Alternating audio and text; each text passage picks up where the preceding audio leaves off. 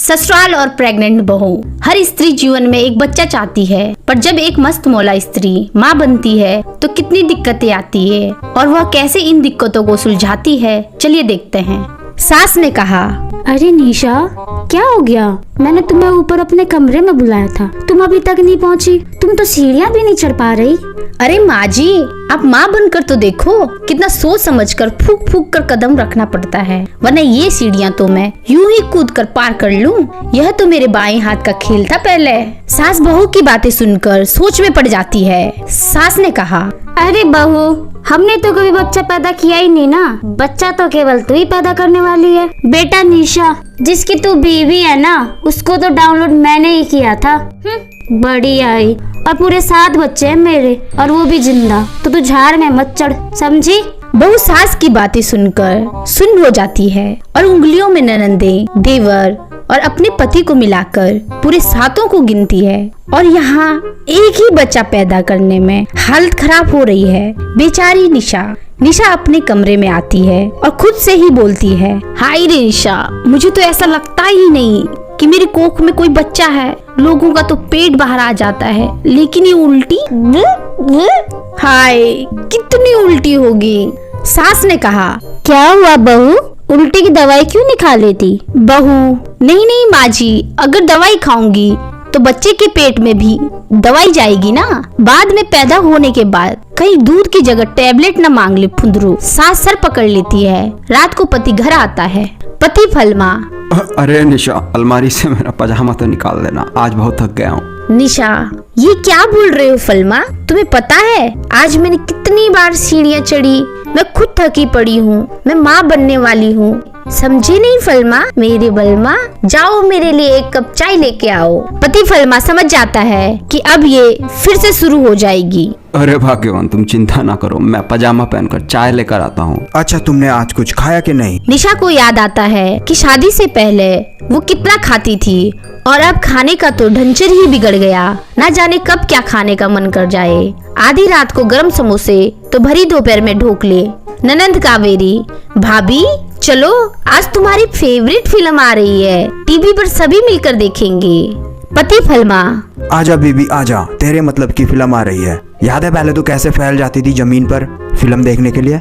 सभी लोग बैठक में अपनी अपनी जगह पर फिल्म देखने के लिए बैठ जाते हैं। अब बेचारी निशा भी फिल्म देखे बिना रह नहीं सकती थी। हिलते डुलते बैठक में पहुंच जाती है। अब फिल्म देखने बैठे तो उठे कैसे, यह सोचने लगती है। निशा ससुर को देखती है जो चुंबक के जैसे अपनी कुर्सी से चिपके हैं फिल्म देखने के लिए, और सास तो पूरे 3 लोगों की सीट मारकर बैठी है, बल्कि लेटी है फिल्म देखने। निशा, हे भगवान, आज मेरी फेवरेट फिल्म लगी है और अब मैं बैठूं तो बैठूं कहाँ? तभी ननंद कावेरी इशारे से भाभी को बुलाती है। भाभी, ओ भाभी, आओ आओ, बैठो बैठो, मेरी बगल में आ जाओ। पति, हाँ बीबी बैठ जा, फिल्म शुरू होने वाली है। बहू निशा को बहुत गुस्सा आता है। कोई भी उसको नीचे बैठाने में मदद करने के लिए खड़ा नहीं उठता। सभी अपनी अपनी सीटों पर चिपके थे और वह गुस्से में टीवी का स्विच बंद कर देती है। सास, हाय बहू, ये क्या? बच्चा पेट में है, दिमाग में नहीं, जो ये बच्चे वाली हरकत कर रही हो। लगता है तुमने फिल्म देखना छोड़ दिया। बहू निशा, अच्छा तो आप लोगों को पता है मेरे पेट में बच्चा है? पता नहीं कैसे करके एक एक दिन काट रही हूँ और तुम्हें मजाक लगता है? इतनी मुश्किल से अपने कमरे से यहाँ बैठक में आई, किसी को नहीं लगता कि मुझे बैठा ले पास में? ननंद कावेरी, भाभी आ जाओ ना, मेरी बगल में जगह है, बोला था मैंने। निशा, कहाँ जमीन पर बैठूं? जब प्रेग्नेंट होगी ना तो पता चलेगा कि कितनी मेहनत करनी पड़ती है जमीन पर बैठने के लिए। पति फलमा, अरे बीबी सुप बोल, अभी तो तेरी ननद की शादी भी नहीं हुई है, वो क्यों प्रेग्नेंट हो जाए? और ये चका चुंदरी है भी बहुत चंचल, जब बैठ जा उसके बगल में, जा जा। ननंद, हाँ मैं तो चंचल हूँ, कम से कम भाभी को तो बोल रही हूँ अपने बगल में बैठने को, और तुम सभी चिपके हो अपनी अपनी सीट पर। बल्कि माँ तो सोफे पर 3-3 सीट मारकर बैठी हैं। भाभी के लिए भी जगह बना लेती ऊपर ही। ससुर, मैं जरा बाहर का एक चक्कर लगा कर आता हूँ, वैसे भी बैठे बैठे एक साइड सुन्न हो गई है। बहू निशा अपने कमरे में चली जाती है। बेचारी निशा परेशान हो जाती है। कहाँ सारा दिन उछल कूद करने वाली बहू प्रेग्नेंट होने की वजह से एक ही जगह पर ज्यादा समय बिताती है। सास बहू के कमरे में आती है। सास, देख बहू, बच्चा होना कोई बीमारी नहीं है जो तू इतना डर डर के रहती है। जैसे पहले रहती थी बस वैसे ही रह। निशा, तो माँ जी मैं मायके चली जाऊँ? माँ के सामने खुल के उछलूंगी। ही सास, हाँ हाँ बहू, जा जा मायके जा, खा पी घूम फिर और मचा दे उछल कूद, नहीं तो बच्चा भी आलसी हो जाएगा, चिड़चिड़ा सा फुंतरू। पर जरा संभल के रहना, वो ये ना सोचे कि उसकी माँ भी बच्ची है और बार बार फुंतरू की तरह उछल कूद मचाकर उसे डिस्टर्ब करती रहती है। निशा को मायके छोड़ने उसका पति जाता है। दोनों बस से निशा के गांव जाते हैं। बस लोगों से भरी होती है। लोग एक दूसरे के ऊपर चढ़कर धक्का मुक्की कर रहे थे। तभी बहू पास बैठे एक आदमी को घूरती है। आदमी बहू को घूरता है। दोनों एक दूसरे को घूर रहे होते हैं। निशा, देख नहीं रहा? आदमी, दिख रहा है, आप देख रही हैं, तभी तो मैं भी आपको देख रहा हूँ। निशा, ये बहुत अच्छा बोला आपने। हाँ, मैं आपको देख रही हूँ, लेकिन क्या आपको ये नहीं दिख रहा कि मैं प्रेग्नेंट हूँ और आपको एक प्रेग्नेंट औरत को सीट देनी चाहिए? आदमी फिर से निशा को देखता है। देख के लग तो नहीं रहा कि आप प्रेग्नेंट हैं। बगल में बैठा आदमी बोलता है, अरे अगर प्रेग्नेंट होती तो यूं भरी बस में ना चढ़ जाती। निशा, अब क्या मैं मेडिकल रिपोर्ट दिखाऊं तो मानोगे? हाँ? बाकी आसपास खड़े लोग बहू की बात पर हंसने लगते हैं। वह आदमी भी शर्माकर खड़ा हो जाता है और बहू के लिए सीट छोड़ देता है। बहू भी तेजी से लपक कर सीट पर बैठ जाती है। बहू अपने घर आ जाती है। माँ घर के बाहर आंगन में कपड़े धो रही थी। निशा, क्या हुआ माँ? घर के बाहर कपड़े धोने क्यों बैठी हो, वो भी नीचे बैठकर?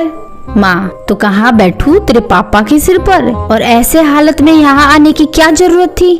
हमें बुला लेती, मिलना था तो। चल आजा अंदर। माँ बेटी निशा को सोफे पर बैठाती है और पीने को ठंडा पानी देती है और सर पर मालिश करने लग जाती है। निशा, माँ एक बात बोलूं? माँ, हाँ बेटा बोल बोल, वैसे भी तू चुप कहाँ रहती है? निशा, माँ आखिर माँ ही होती है, वहाँ ससुराल में तो किसी को मेरी पड़ी ही नहीं। माँ, क्या हुआ बेटा, ससुराल में क्या परेशानी है तुझे? निशा सभी बातें माँ को बताती है। माँ, हाँ बेटा, तेरी सास को तो अकल ही नहीं है। अरे बहू को बच्चा होने वाला है, ये नहीं कि उसकी सेहत का ख्याल रखें। अभी भी तुझे ऊपर वाले कमरे में रखा है। बेटी तू तो ना नीचे ही सोया कर, या ना हो तो रुक जा यहीं पर, कहीं जाने की जरूरत नहीं है, समझी?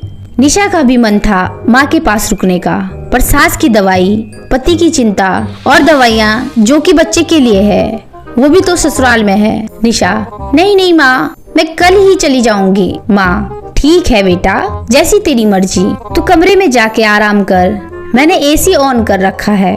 निशा अपने कमरे में जाकर सो जाती है, जहाँ उसकी पुरानी यादें, उसकी जीती गई ट्रॉफियाँ, इनाम और बचपन के खिलौने।